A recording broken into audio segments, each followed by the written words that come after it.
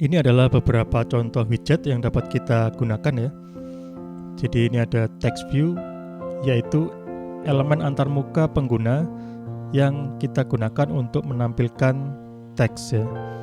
Kemudian edit text, ini dia memiliki fungsi ya untuk memasukkan teks. Jadi pengguna bisa memasukkan teks melalui edit teks ya. Jadi ini untuk input ya, input data ini ya. Ini menggunakan edit text, sedangkan untuk menampilkan kita menggunakan text view.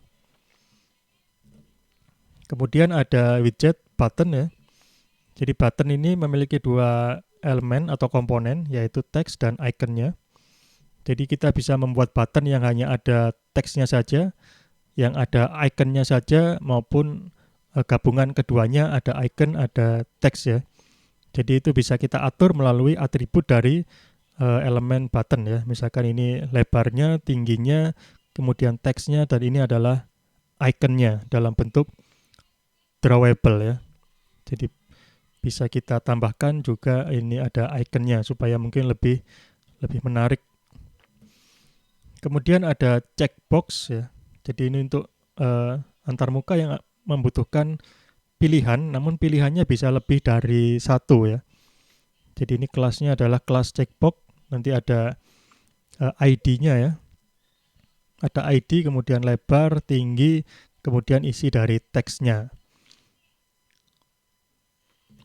Kemudian radio buttons ini juga memilih, namun di sini berbeda dengan checkbox, kita hanya bisa menggunakan satu pilihan saja ya. Satu pilihan saja. Ketika kita sudah memilih yes, ya sudah dia yes saja. Ketika kita memilih maybe, ya sudah dia hanya maybe saja. Ketika kita memilih no, ya sudah dia memilih no saja. Kita tidak bisa memilih lebih dari satu pilihan sekaligus. Ini adalah radio buttons.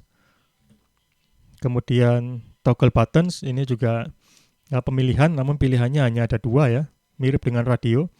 Jadi ini hanya ada dua kondisi, misalkan di sini off dan on ya. Ini adalah toggle button. Jadi semacam saklar ya. Kemudian ada komponen bernama spinner ya. Jadi ini untuk menampilkan pilihan berupa list ya. Jadi ini ada tanda ini. Nanti dia akan di-expand, menampilkan semua pilihannya, misalkan home, work, other, custom ya. Nanti pengguna bisa memilih salah satu dari pilihan ini. Ini disebut dengan spinners. Kemudian pickers, ini untuk memilih biasanya untuk tanggal ya. Untuk tanggal ini berarti date pickers misalnya ya. Kita bisa memilih untuk menentukan jam, ada juga untuk menentukan tanggal. Jadi ini disebut dengan pickers ya. Jadi ini widget-widget yang bisa kita pakai yang sudah tersedia pada library dari Android atau SDK dari Android yang sangat membantu kita dalam menggunakan atau membangun suatu aplikasi.